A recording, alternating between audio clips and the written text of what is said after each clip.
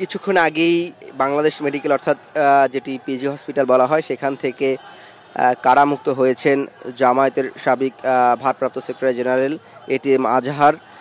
তিনি যখন এই কারামুক্ত হলেন দীর্ঘ 15 বছর পর, এরপরেই মূলত তাকে তার দল বাংলাদেশ জামায়াত ইসলাম শুকরানা সমাবেশের মাধ্যমে একটি সংবর্ধনা জানায় এবং এখানে আমরা দেখেছি যে জামায়াতের কেন্দ্রীয় দুই একজন নেতা কথা বলেছেন তাকে এই সংবর্ধনা জানানোর অনুষ্ঠানে, এবং জামায়াতের বিভিন্ন পর্যায়ের নেতাকর্মীরা তাকে অভ্যর্থনা জানান এবং তিনি যখন এবং তিনি নিজেও এখানে মঞ্চে কথা বলেন। এটিএম আজহার ইসলাম তিনি দীর্ঘদিন ধরে 2012 সাল থেকে মূলত তাকে এই যে 71-এর যুদ্ধ অপরাধের অভিযোগে আগস্টে তাকে গ্রেফতার করা হয়েছিল তৎকালীন আওয়ামী লীগ সরকার। এরপর নানা বিচারিক প্রক্রিয়ার মধ্যে গিয়েছে, সেই বিচারিক প্রক্রিয়াগুলিও নানান সময় প্রশ্ন উঠেছে, ত্রুটিপূর্ণ বিচারের বিষয়, সাক্ষীর দুর্বলতা, সেগুলিও নিয়ে নানান বিষয় গণমাধ্যমে আলোচনায় এসেছে বা জামায়াতের পক্ষ থেকে বা জামায়াতের আইনজীবীর পক্ষ থেকে সেই বিষয়গুলো বিভিন্ন সময় তুলে ধরা হয়েছে। তো আজকে যেই ঘটনাটি ঘটেছে, তিনি যখন এই যে 5 আগস্ট একটি ছাত্র জনতার বিপ্লবের মধ্য দিয়ে আওয়ামী লীগ সরকারের পতন ঘটে, এরপরেই মূলত আবার নতুন করে এই যে যুদ্ধ অপরাধের যে মামলা সেটি আলোচনায় আসে এবং অবশেষে তিনি আসলে মুক্ত হন।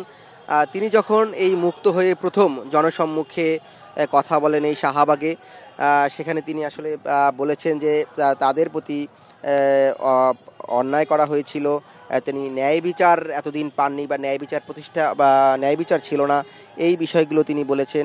এবং আরেকটি বিষয় তিনি এখানে বলেছেন যে যারা এই যে জামায়াতের নেতাদের যুদ্ধাপরাধের বিচারের নামে জামায়াত নেতাদের হত্যাকাণ্ড করা হয়েছে বা তাদের হত্যাকাণ্ডের স্বীকার করা হয়েছে। এবং আরেকটি বিষয় তারা বলেছেন যে এখানে জুডিশিয়াল কিলিং করা হয়েছে। এই কথাগুলো কিন্তু এটিএম আজহার তিনি তার যে বক্তব্যে সেটি বলেছেন এবং তিনি তার এই আজকে মুক্তির পিছনে 5 আগস্ট যে বিপ্লবীদের, তিনি তার ভাষায় তিনি বলেছেন যে 5 আগস্টের মহাবিপ্লবীদের প্রতি তিনি ধন্যবাদ এবং কৃতজ্ঞতা প্রকাশ করেছেন এবং আদালতকেও তিনি ন্যায় বিচার প্রতিষ্ঠার জন্য ধন্যবাদ দিয়েছেন। আমরা এই মুহূর্তে মূলত দেখছি যে এটিএম আজহার তিনি এই যে তার একটি সংবর্ধনা পর এবং শুকরানা সমাবেশ, তার দলের পক্ষ থেকে শুকরানা সমাবেশ যেটি করা হয়েছে, এরপরে তিনি মূলত মগবাজারের আল ফালা মিলনায়তনে সেখানে তার যাচ্ছেন এবং সেই আমরা দেখছি যে পথে তাদের নেতাকর্মীরা তাকে সংবর্ধনা দিচ্ছেন এবং নানান ধরনের স্লোগান দিচ্ছেন এই জামায়াত নেতাকে ঘিরে।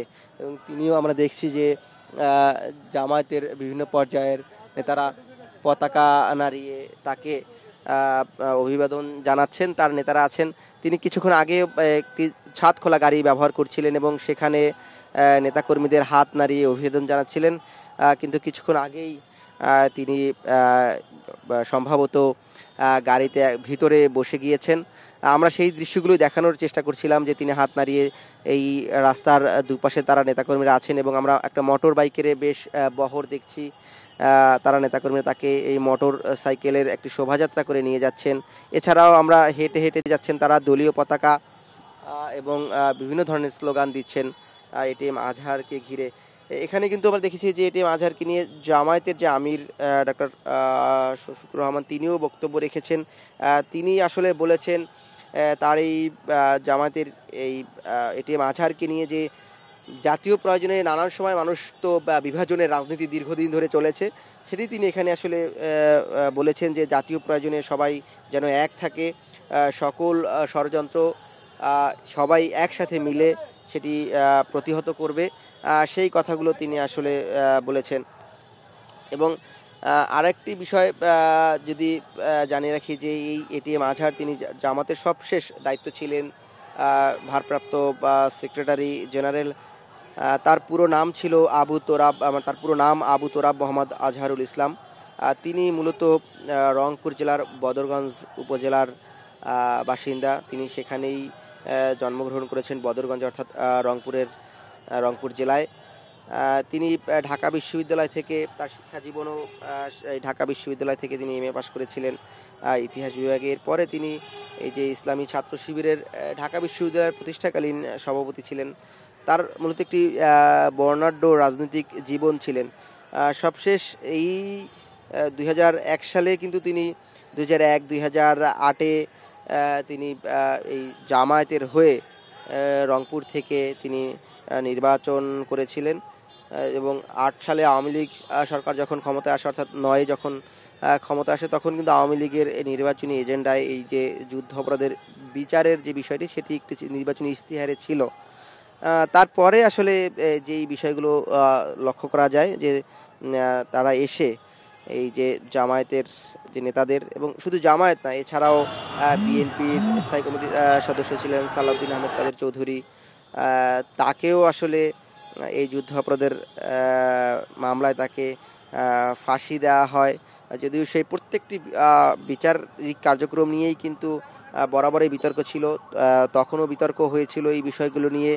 আন্তর্জাতিক অপরাধ ট্রাইব্যুনাল যেটি গঠন করা হয়েছিল সেটি আসলে আন্তর্জাতিক আইনের যে বিধানগুলো সেটি মানছিল কিনা সেই বিষয়গুলো নিয়েও নানান সময় আলোচনা এসেছে এবং যুক্তিতর্ক উপস্থাপন হয়েছে।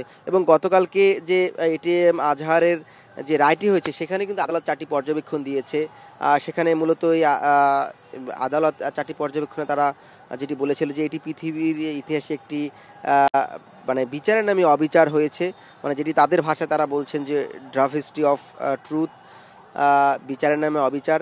এবং এখানে যে গুরুত্বপূর্ণ আরেকটি বিষয় পর্যবেক্ষণে বলা হয়েছে যে যে সমস্ত তথ্য প্রমাণ আদালতে হাজির করা হয়েছিল, অর্থাৎ এটিএম আজহারের যে রায়ে, মৃত্যুদণ্ডের রায়ের, সেখানে আপিল বিভাগ সঠিকভাবে সেটি বিবেচনা করেননি সেই তথ্য প্রমাণ।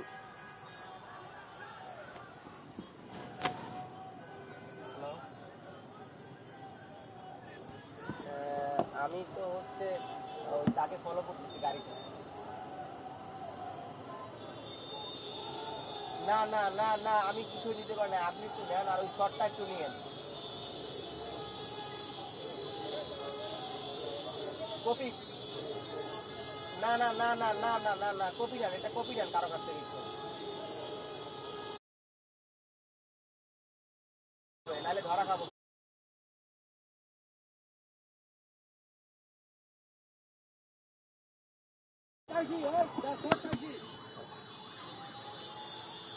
যে বিষয়টি আসলে জানানোর চেষ্টা করছিলাম যে আদালত 4টি পর্যবেক্ষণ দিয়েছে, সেই পর্যবেক্ষণেও কিন্তু এই বিষয়গুলো উঠেছে যে তিনি বিচারের নামে একটি অবিচার করা হয়েছে, বা এখানে জামায়াতের পক্ষ থেকে বা আইনজীবীদের পক্ষ থেকেও যে যে এই মানবতাবিরোধী অপরাধের নামে যে জুডিশিয়াল কিলিং হয়েছে, সেই বিষয়গুলো জামাতের আইনজীবীদের পক্ষ থেকে বা এটিএম আজহারের আইনজীবীর পক্ষ থেকে বারবার বলা হয়েছিল।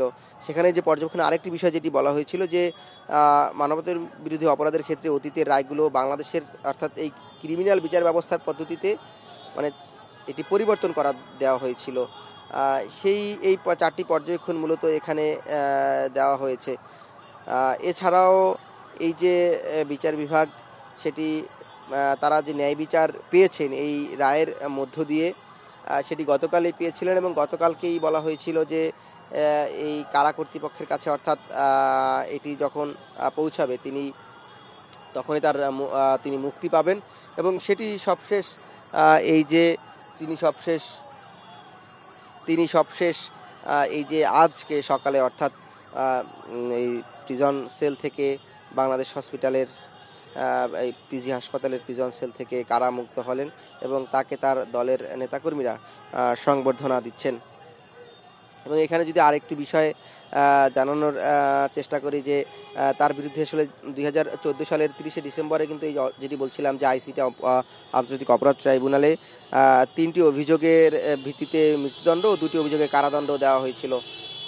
2012 সালে তিনি গ্রেফতার হয়েছিলেন এই অভিযোগে, কিন্তু 2014-তে এসে 14-এর শেষে অর্থাৎ ডিসেম্বরে এসে এই আন্তর্জাতিক অপরাধ ট্রাইব্যুনাল তাকে মৃত্যুদণ্ড এবং 2টি অভিযোগের, মানে 3টি অভিযোগের কারণে মৃত্যুদণ্ড এবং 2টি অভিযোগের কারণে তাকে কারাদণ্ড দিয়েছিল। এবং 2019 সালে মূলত সুপ্রিম কোর্টের আপিল বিভাগে আজহারুল ইসলামের যে মৃত্যুদণ্ড সেটি বহাল রাখে, এবং এটি যেটি হয় পরে ওইটি একটি পুনর্বিবেচনা তারা রিভিউ আবেদন করেছিলেন 19 জুলাই, অর্থাৎ 19 জুলাই তারা একটি রিভিউ আবেদন করেছিলেন আজহারুল ইসলামের পক্ষ থেকে। এর পরের ঘটনা ক্রমত সেটি জানাই আছে যে এই জুলাই বিপ্লবের পর 27শে ফেব্রুয়ারি আবার, অর্থাৎ এই বছর আর কি, চলতি বছর 27শে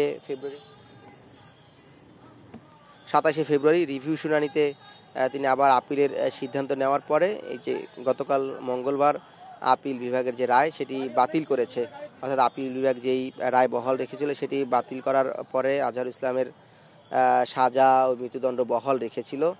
কিন্তু আজহারুল ইসলামের বিরুদ্ধে মূলত যেই একদম মোটা দাগে যেই অভিযোগগুলো আনা হয়েছিল সেটি একটু জানাই যে তাকে ইসলামী ছাত্র সংঘের রংপুর ইউনিটের সভাপতি আজহারুল ইসলাম পাকিস্তানি সেনাবাহিনী জামাত ইসলামের সদস্যদের সহযোগিতায় রংপুর সদর থেকে 11 জন নাগরিককে অপহরণ করেন, এমন একটি অভিযোগ মূলত, সেটি 1971-এ মুক্তিযুদ্ধের সময় তিনি অপহরণ করেছিলেন সেই অভিযোগ তাকে, এবং সেখানে তাকে এই যাদেরকে অপহরণ করেছেন 11 জন সাধারণ মানুষ তাদেরকে পরবর্তীতে নির্যাতন করে হত্যা করা হয়, এমন একটি অভিযোগ মূলত আনা হয়েছে। এছাড়া তাকে আর একটা অভিযোগ আনা হয়েছিল যে সেনাবাহিনী এবং জামায়াতের সদস্যরা সঙ্গে মিলে মুকসেদপুর গ্রামে তারা আক্রমণ চালায়, লুটপাট করে, অগ্নিসংযোগ করে, মানুষ হত্যা করে, এই ধরনের আরেকটি অভিযোগ আনা হয়েছিল। এই বেশ কয়েকটি, এবং আরেকটি অভিযোগ তার বিরুদ্ধে আনা হয়েছিল যে এই যে ঝাড়ুয়া বিলের কাছে হিন্দু অধ্যুষিত এলাকায় তিনি হামলা করেছিলেন, মানে হামলায় অংশ নেন, এবং সেখানে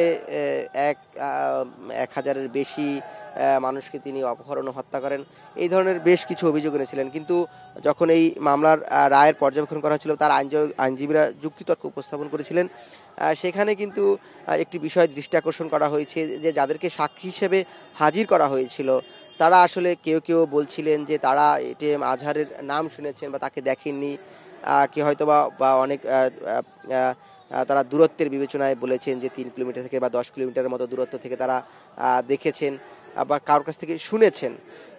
এই বিষয়গুলো কিন্তু যে আইনজীবীদের পক্ষ থেকে সেগুলো উপস্থাপন করার চেষ্টা করা হয়েছে, এগুলো জামায়াতের পক্ষ থেকে নানান সময় বলা হয়েছে।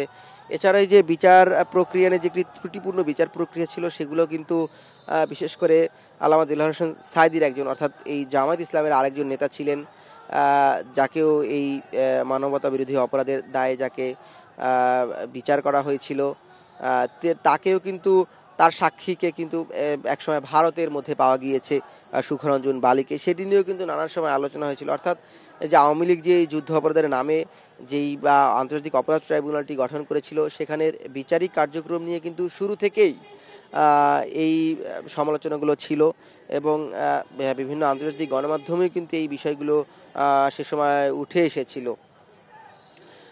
কিন্তু এই যে জামাতের পক্ষ থেকে আরেকটি বিষয় বলা হচ্ছে যে এটিএম আজহারুল যেহেতু তাকে মৃত্যুদণ্ড দিতে পারেনি বা তার সাজাটি অর্থাৎ কার্যকর করতে পারেনি, সেহেতু তার বেঁচে থাকাকে তারা একটি বলছেন যে এটি একটি গুরুত্ব বহন করে, এবং তিনি যে আজকে রায়টি পেয়েছেন এর মধ্য দিয়েই মূলত প্রমাণিত হয়েছে যে আগের পূর্ববর্তী যাদেরকে রায় দেওয়া হয়েছে বা যাদেরকে হত্যাকাণ্ডের শিকার করানো হয়েছে তারা আসলে ন্যায় বিচার পাননি বা তাদেরকে পরিকল্পিতভাবে হত্যাকাণ্ডের শিকার হয়েছে, সেটি তারা আসলে বলছিলেন। ডিজাইন, এলিগেন্স, বিউটি, সেরা পণ্য সবার জন্য জেভিকো।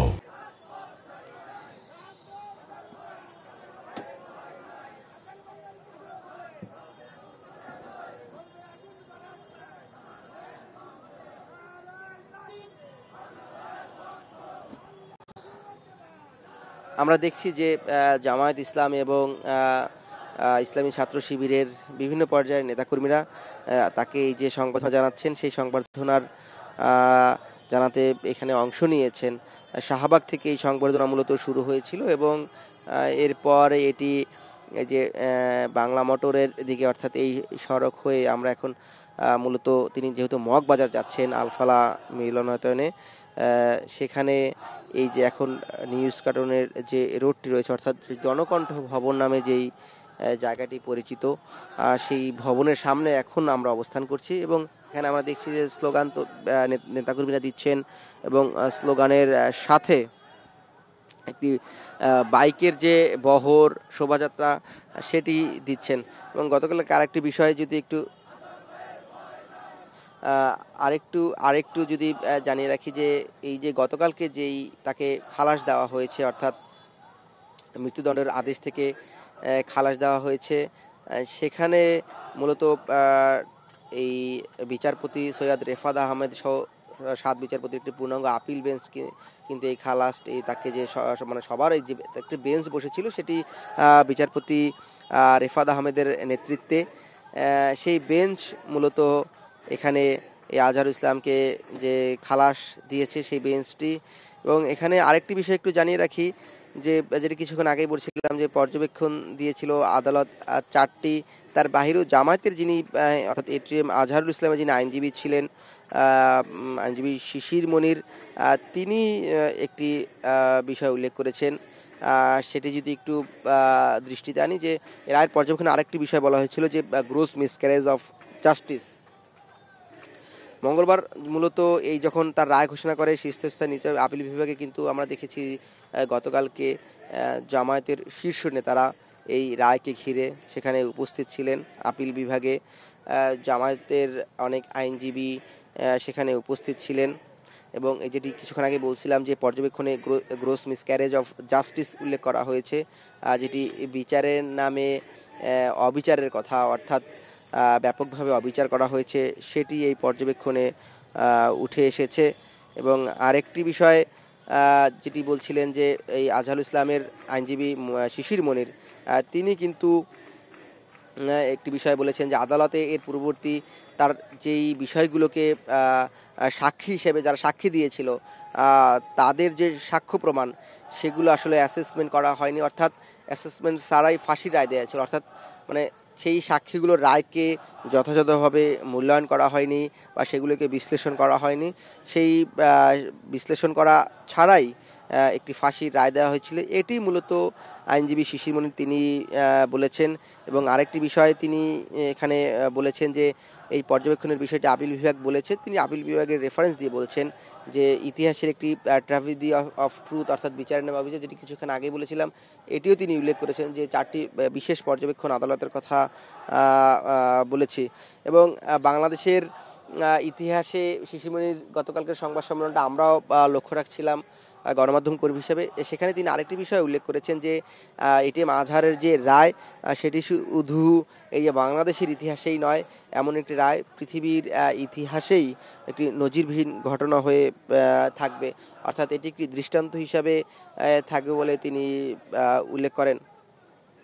এবং যেটি কিছুক্ষণ আগেও জানানোর চেষ্টা করেছিলাম যে যুক্তিতর্ক তো রাষ্ট্রপক্ষ এর আগে উপস্থাপন করেছে, এটিএম আজহারের আইনজীবী তারাও উপস্থাপন করেছে, সেখানে কিন্তু যে বিষয়টি বলা হচ্ছিল যে যারা সাক্ষী দিয়েছেন এটিএম আজহারের বিরুদ্ধে, তিনি এই মানবতা বিরোধী অপরাধের তার বিরুদ্ধে যে অভিযোগগুলো আনা হয়েছিল, সেই সাক্ষীরা কিন্তু কেউ কেউ বলেছেন যে কেউ 3 কিলোমিটার থেকে বা কেউ 6 কিলোমিটার থেকে দেখেছেন। তো সেই সাক্ষীগুলোদের যারা এই সাক্ষীগুলো দিয়েছেন তাদের সেই সাক্ষীগুলোকে পর্যালোচনা করা হয়নি, সেই বিষয়টি তিনি গতকালকেও এনেছেন। এবং তিনি ডক্টর আইনজীবী শিশির মনির আরেকটি বিষয়ে তিনি দাবি করেছেন যে এই যে মিথ্যা সাক্ষ্যের উপর ভিত্তি করে সাজা দেওয়া হয়েছিল, সেটি গতকালকে যে এটিএম আজহারকে বেকসুর খালাস দেওয়া হয়েছে, সেটি মূলত প্রমাণিত হয়েছে যে এই আগের যে বিচার ব্যবস্থা সেটি একটি মিথ্যার উপর স্থাপিত ছিল বা অন্যায়ভাবে সেই বিচার ব্যবস্থা দিয়েছিল। এবং রায়ের পর্যবেক্ষণে কিন্তু এটিও বলা হয়েছে যে যেটি আমিও কিছুক্ষণ আগে জানানোর চেষ্টা করেছিলাম, আন্তর্জাতিক যে আইনের অনুপস্থিতি, অর্থাৎ আন্তর্জাতিক অপরাধ ট্রাইব্যুনাল পরিচালিত যে মামলাগুলোর অধীনে অর্থাৎ চলছিল, সেখানে ইন্টারন্যাশনাল আইনের যে লর মানে কন্টিনিউসি, অর্থাৎ ধারাবাহিকতা, আইনি ধারাবাহিকতা, সেটি মানা হয়নি বা ছিল না, এরকম একটি কিন্তু পর্যবেক্ষণ আদালত দিয়েছে।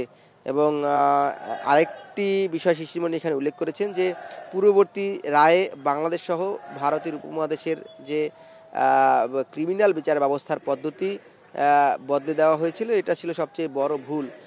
এটিও মূলত শিশির মনিরের বরাত দিয়ে তিনি গতকালকে গণমাধ্যমে বলেছিলেন, এই যখন তার খালাসের রায়টি হয় গণমাধ্যমে প্রতিক্রিয়াকালে। এরপর গতকালকে একটি জল্পনা ছিল যে তিনি আসলে কখন তাহলে মুক্তি, যেহেতু তার খালাস দেওয়া হয়ে গিয়েছিল, তিনি কখন নাগাদ মুক্তি পাবেন। সেটিতেও মূলত আদালত বলেছিল যে তার মুক্তিতে যেহেতু কোনো বাধা নেই, এবং গতকালকে অথবা আজ যেহেতু এই রায়ের কপিটি যখন কারাগারে গিয়ে পৌঁছাবে তখনই তিনি মুক্ত হবেন। এবং এরপরেই জামায়াতের পক্ষ থেকে জানানো হয় যে আজকে সকালে শাহবাগে তারা একটি শুকরানা সমাবেশ করবেন, এবং সেখানে মূলত এই বিচারগুলো তাকে মুক্তি দেওয়া হবে। এবং আরেকটি বিষয়, যারা নেতাকর্মীরা এখানে তাকে সংবর্ধনা জানাতে এসেছেন, তাদের বেশ কয়েকজনের সাথে আমরা কথা বলেছি। তারা যে বিষয়টি বলেছেন যে এই শাহবাগের মধ্য দিয়েই মূলত একটি বিচার বহির্ভূত হত্যাকাণ্ডের প্লট তৈরি করা হয়েছিল। এটি যারা এখানে এসেছেন, এই জামায়াত এবং শিবিরের বিভিন্ন পর্যায়ের নেতারা এটিএম আজহারকে সংবর্ধনা জানানোর জন্য তারা সেটি উল্লেখ করেছেন, এবং তারা বলছেন যে এই শাহবাগেই একটি গণ আদালতের মতো বসিয়ে অন্যায়ভাবে এই বিচার ব্যবস্থাকে বৃদ্ধাঙ্গুলি দেখিয়ে জামায়াত নেতাদের সহ আরও অন্যান্য রাজনৈতিক নেতাদেরকে হত্যাকাণ্ডের শিকার ঘটানো হয়েছে বা তাদের অন্যায়ভাবে ফাঁসি দেওয়া হয়েছে, তাদের সাজা দেওয়া হয়েছে, এই দাবিগুলি করছেন। এবং এটি কিন্তু আমরা নেতাকর্মীদের দেখেছি যারা এখানে জড়ো হয়েছিলেন, তারা বলছিলেন যারা শাহবাগে এই অন্যায়ভাবে বিচার বহির্ভূত হত্যাকাণ্ডে সহযোগিতা করতে তৎকালীন আওয়ামী লীগ সরকারকে মদত জুগিয়েছিল বা যারা সহযোগিতা করছে তাদেরকে যেন বিচারের আওতায় এনে তাদেরও বিচার নিশ্চিত করা হয়, সেই দাবিটি তারা জানিয়েছেন। এবং যখন এটি মাঝার মঞ্চে কথা বলছিলেন নেতাকর্মীদের উদ্দেশ্যে, তিনিও কিন্তু এই বিষয়টি উল্লেখ করেছেন। তিনি মূলত যেটি বলেছিলেন সেটি আগেও জানিয়েছি যে নেতাকর্মীদের তিনি অভিনন্দন জানিয়েছেন, এবং এই জুলাই বিপ্লবে যারা শহীদ হয়েছেন বা জুলাই বিপ্লবে যারা অংশ নিয়েছেন, একটি মুক্ত পরিবেশ তৈরি করে দিয়েছেন প্রত্যেকটি দলের রাজনৈতিক নেতাকর্মীদের জন্য, তাদেরকে তিনি ধন্যবাদ এবং কৃতজ্ঞতা জানিয়েছেন। সেখানে তিনি এই বক্তব্যকালেই কিন্তু যেটি বলেছেন যে জামায়াত নেতাদের অন্যায়ভাবে হত্যা করা হয়েছে, তাদেরকে মূলত জুডিশিয়াল কিলিংয়ের শিকার হতে হয়েছে, এবং এরপরেই তিনি এই হত্যাকাণ্ডের সাথে যারা জড়িত ছিল তাদেরকে আইনের আওতায় এনে বিচারের দাবি জানিয়েছেন জামায়াতের এই নেতা। আমরা প্রায় সেই শাহবাগ থেকে মগবাজারের কাছাকাছি চলে এসেছি। তিনি কিছুক্ষণ পরে হয়তোবা মগবাজারের যে মগবাজার বড় মগবাজার, যেটি ওয়্যারলেস গেট হিসেবে পরিচিত, সেখানে আলফালা মিলনায়তন সেখানে ঢুকে যাবে, এবং এই পুরোটি পথ জুড়েই আমরা দেখছি যে জামায়াতের নেতাকর্মীরা তারা এটিএম আজহারকে এই অভ্যর্থনা জানাতে বিভিন্ন ধরনের স্লোগান দিচ্ছেন এবং মোটর শোভাযাত্রা করেছেন। তারা কিছুক্ষণের মধ্যেই হয়তোবা তাদের যে আলফালা মিলনায়তন সেখানে রয়েছেন, এবং এর পাশেই কিন্তু আলফালা মিলনায়তনের ঠিক পাশেই জামায়াতের যে কেন্দ্রীয় অফিসটি রয়েছে সেটি রয়েছে। সেটিতে তিনি যাবেন কিনা সেটা আমরা এখনও নিশ্চিত হতে পারিনি, কিন্তু আমরা যখন হয়তোবা আরেকটু কাছাকাছি গেলে সেটি আপনাদেরকে জানাতে পারবো।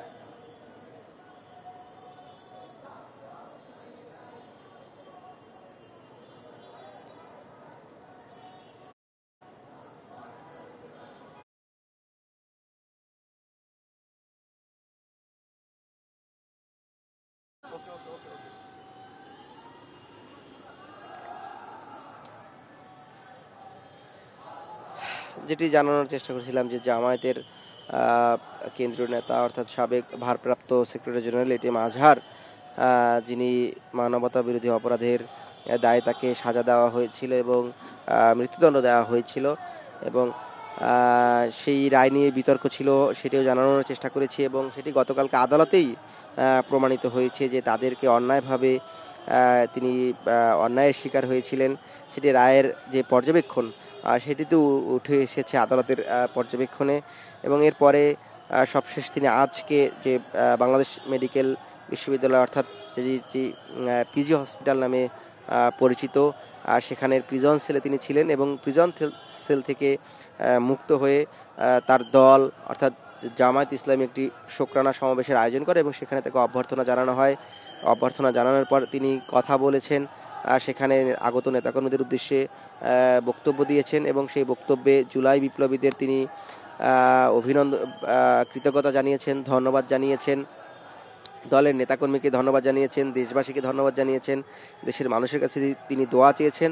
এরপর মূলত শাহবাগে যখন একটি সংক্ষিপ্ত সমাবেশের আয়োজন করে, যেহেতু জামাতের পক্ষ থেকে সেই বিষয়টিও বলা হচ্ছিল, যেহেতু শাহবাগ একটি ব্যস্ততম সড়ক, ব্যস্ততম জায়গা, যাতে জনদুর্ভোগ তৈরি না হয় সেখানে, সেজন্যই খুব সংক্ষিপ্ত পরিসরে তারা এই সমাবেশটি শেষ করে দিয়েছে, সেটিও জামাতের পক্ষ থেকে জানানো হয়েছে। এবং এরপরেই আমরা যেটি দেখলাম যে এটিএম আজহারকে নিয়ে তাদের নেতাকর্মীরা এই যে মগবাজার, যেখানে জামাতের কেন্দ্রীয় অফিস রয়েছে, সেই অফিসের পাশেই আল ফালা মিলনায়তন রয়েছে, সেই মিলনায়তনে আসার কথা রয়েছে এবং আমরা তাকে আসলে এতক্ষণ ধরে সেই শাহবাগ থেকে এই মগবাজার পর্যন্ত, আমরা যদি ইতিমধ্যেই মগবাজারে প্রবেশ করেছি আর হয়তোবা মিনিট খানেকের মধ্যেই যে যিনি তার যেখানে যাচ্ছেন আল ফালা মিলনায়তন, সেখানে প্রবেশ করব এবং এই পুরো সড়কটি আসলে আমরা দেখানোর চেষ্টা করছিলাম যে জামায়াত নেত্রী এটিএম আজহারের এই মুক্তি উপলক্ষে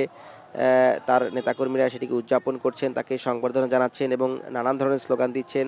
এবং জামায়াত শুধু এটিএম আজহারের না, জামাতের অন্যান্য নেতাসহ বা বিরোধী রাজনৈতিক, আওয়ামী লীগের সময় বিরোধী রাজনৈতিক যেসব নেতাদেরকে এভাবে বিচার বহির্ভূত হত্যাকাণ্ডের শিকার করা হয়েছিল, যাদেরকে অন্যায়ভাবে সাজা দেওয়া হয়েছিল, তাদের সবাইকে নিয়েই এই জামায়াতের বিভিন্ন পর্যায়ের নেতারা স্লোগান দিতে দিতে এখানে এসেছেন।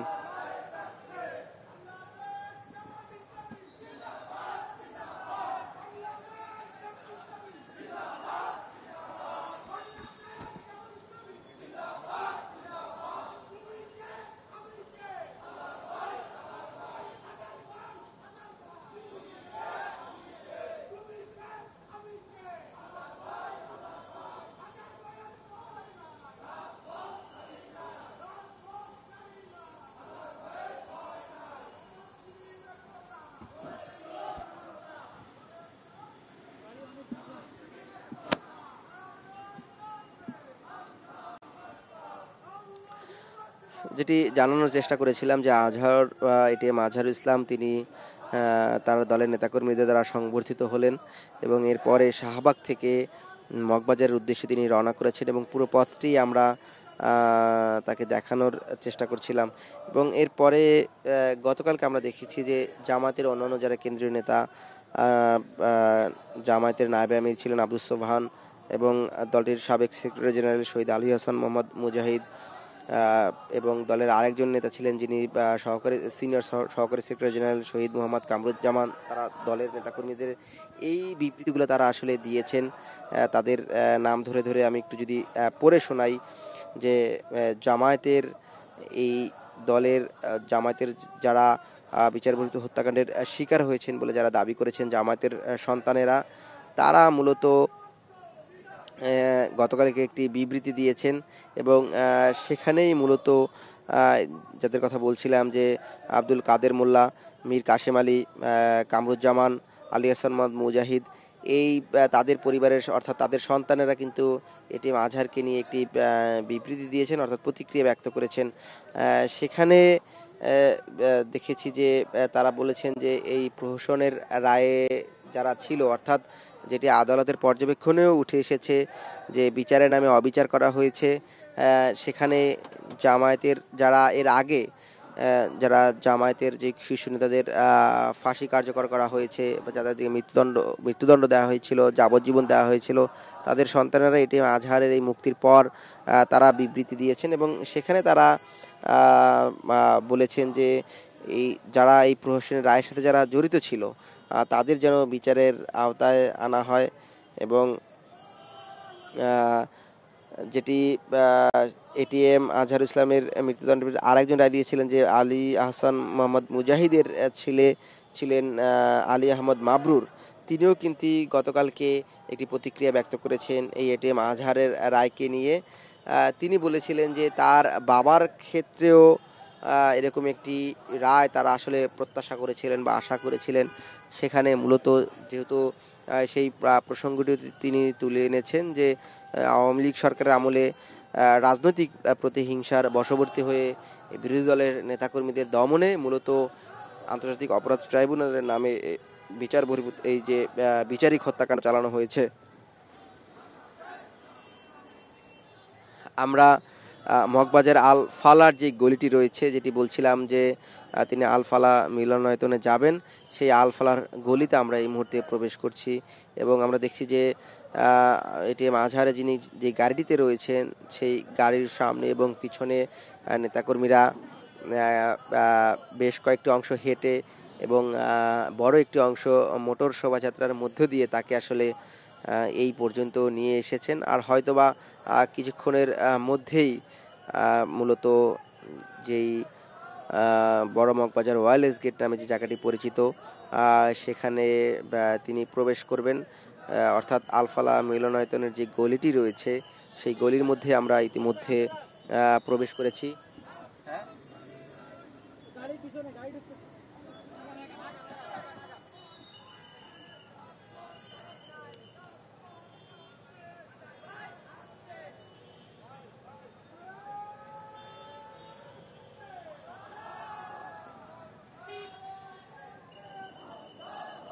দলের নেতাকর্মীরা সেই শুরু থেকে এখনো স্লোগান দিয়ে যাচ্ছেন এই এটিএম আজহারের পক্ষে এবং মূলত যেটি বলছিলাম যে একটি তথ্য সংশোধনী যেটি 13 বছর পরে মূলত এটিএম আজহার তিনি এই যে বাংলাদেশ মেডিকেল বিশ্ববিদ্যালয় হাসপাতাল থেকে, অর্থাৎ যেটি পিজি হাসপাতাল নামে পরিচিত, সেখানের কার্ডিয়াক ব্লকে চিকিৎসাধীন ছিলেন এবং সেখান থেকেই তিনি আজকে মুক্ত হন। তার বয়স মূলত 73 বছর হয়েছিল। আজকে যে ঘড়ির কাঁটায় সময় ধরে বলি সেটি 9টা থেকে 9:10 মিনিটের মধ্যে তিনি মুক্ত হয়েছেন এবং যেটি কিছুক্ষণ একদম শুরুর দিকে আমরা দেখানোর চেষ্টা করেছিলাম যে এটিএম আজহার তিনি কিন্তু গাড়িতে দাঁড়িয়ে, যিনি একটা ছাদ খোলা গাড়িতে, তিনি গাড়িতে দাঁড়িয়ে হাত উঁচিয়ে তাদের দলের নেতাকর্মীদের অভিবাদন জানাচ্ছেন এবং তিনি কিছুক্ষণ অভিবাদন জানিয়ে তিনি গাড়ির ভিতরেই বসে গিয়েছিলেন। আমরা যখন দেখলাম যে এই আলফালার গলিতে আবার প্রবেশ করেছেন, এই গলিতে প্রবেশ করার পর তিনি আবার দাঁড়িয়ে নেতাকর্মীদের উদ্দেশ্যে হাত নাড়িয়ে অভিবাদন জানাচ্ছেন। অর্থাৎ যেই বড়বাগ বাজারের ওয়্যারলেস গেটে যেই গলিটি রয়েছে সেই গলির মধ্যেই কিন্তু আলফালা মিলনায়তন এবং জামায়াতের যে কেন্দ্রীয় অফিস সেটি রয়েছে। এবং আজকে আমরা সকালে যেটি দেখেছি, জামায়াতের এই নেতাকে সংবর্ধনা জানাতে তাকে জামায়াতের জ্যেষ্ঠ নেতারা উপস্থিত হয়েছে। সেখানে জামায়াতের আমির, জামায়াতের কর্মপরিষদের সদস্যরা, জামায়াতের নায়েবে আমির আব্দুল্লাহ মোহাম্মদ তাহের, অর্থাৎ শীর্ষ সব নেতাই কিন্তু দেখেছি যে তারা সংবর্ধনা জানাতে এখানে উপস্থিত হয়েছেন। মূলত এই মগবাজারে বাসা থেকেই 2012 সালের অগাস্টে এটিএম আজহারকে গ্রেফতার করা হয়। তিনি তখন দলের সহকারী সেক্রেটারি জেনারেলের দায়িত্ব পালন করছিলেন। গত বছরের 2রা সেপ্টেম্বরে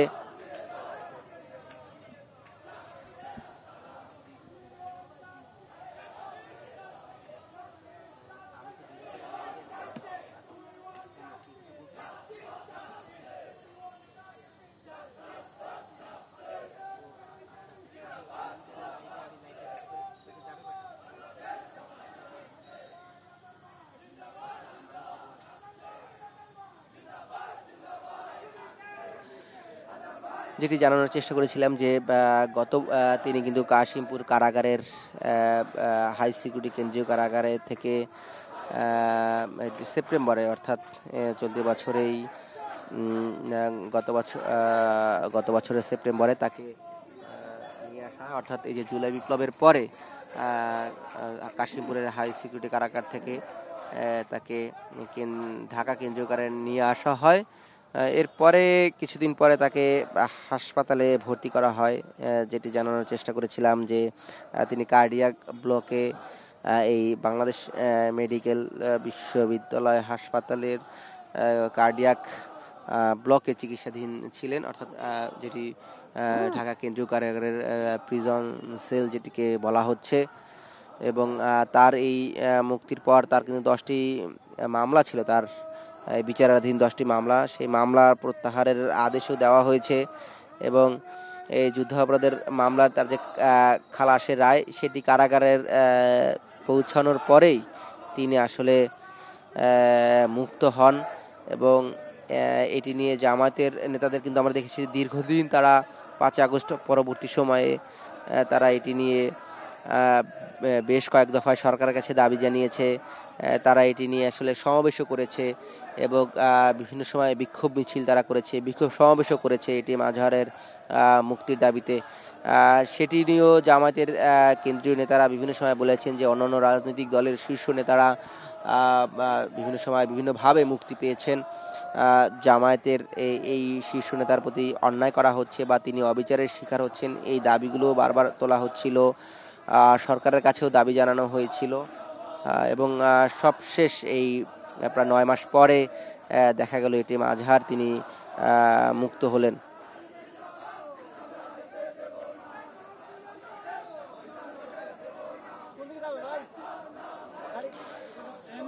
এবং গতকালকে যে গতকালকেই জামাত আজকে যেমন প্রতিক্রিয়া জানিয়েছে, গতকালকেই মূলত রায়ের পরপর একটি প্রতিক্রিয়া জানিয়েছিল, সেখানেও কিন্তু জামায়াতের আমির একটি প্রতিক্রিয়া দিয়েছিলেন। তিনি বলেছিলেন যে এটি মাজহারুলের যে মুক্তির রায় সেটি দিয়ে মূলত প্রমাণ হয়েছে যে সত্যকে চেপে রাখা যায় না, সত্য আসলে সকল আড়াল ভেদ করে আলোর ঝলক নিয়ে আসে। এই বিষয়গুলো তিনি আসলে বলেছেন। এবং আমরা কিন্তু সবশেষ একদম যেটি বলছিলাম যে এই যে আল ফালা মিলনায়তন তিনি আসলে চলে এসেছেন এবং কিছুক্ষণের মধ্যেই আল ফালা মিলনায়তনে তিনি প্রবেশ করবেন এবং সেটি আমরা দেখানোর চেষ্টা করব। কিছুক্ষণের মধ্যেই জামায়াত নেতা এটিএম আজহার তিনি যে আল ফালা মিলনায়তন সেখানে প্রবেশ করবেন।